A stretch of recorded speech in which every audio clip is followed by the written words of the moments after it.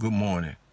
I want to take a minute this morning to definitively talk about our mission for the RG or the Rapping Granddaddy, aka RG show. It's on 12:30 a.m. Weasel Radio Augusta. That we just starting it out, and I want to talk about how important it is for the arriving generation or the hip hop generation or the millennials, as we call them, for this particular generation.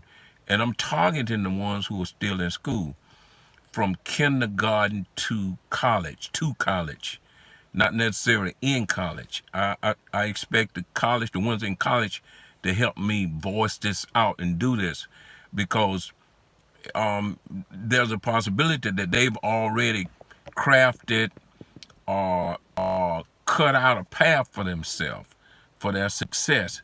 If they cut out some type of path for themselves, or pro work on myself, or pro make the effort that I have to, the pro experience my own experiences, and don't settle for aspiring to do something that I see somebody else doing. Not that I won't be inspired by other people, but really focusing on what's inside you. So that's going to start with hope. Hope. Hope. Hope. Hope. The Bible teaches us that Christ in you is the hope of glory. The Bible also teaches the fact, when I talk about glory, because I want to draw these two aspects together. When I talk about glory, glory is, the Bible says, all have sinned and come short of the glory of God. So evidently, glory is what God had in mind when he first created you. And that gets us to purpose. In other words, the reason you were born and the why you exist. So what you have to do is you have to find your own personal truth from God. And I call that personal truth dream. And I hope I haven't lost anyone, but dream. Dream is the divine reality of excellence, authority, and morality. Morality being hope, authority being faith, and excellent being love. So it starts with hope. Hope. Hope is like number one. But we have to get past hope. Because hope is only believing. So you have to start with believing in yourself, believing in your community, believing in education, believing in other people, believing that there are some people that are for you, but if no one's for you, God is for you. In other words, providence is for you. The reason you were born, the why you exist, is for you to develop yourself. And then when you realize that, and I think what drives me is I made so many mistakes when I was younger, even when I was a teenager, even when I looked at career, I didn't realize that my aspirations were as important. Aspirations are like hope. Aspiration and ambition are hope. And they are important. Your aspirations and your ambition is your hope, and those things are important. And what we have to do, we have to focus on those things that you aspire to do and that you have an ambition to do. Not something, don't get off course. And stay on that path. Stay on that. Look here. When you buy that ticket, don't sell it. Use it. I mean, I hope I'm not. I'm passionate about this, and I feel like I know what I'm talking about because I've been there and done that. But I felt like I made, mistakes in that. And I don't want my grandchildren and my sons to make the mistakes I've had. Thank God that I've got three sons. And thank God that they're on path. They're on path. And I'm out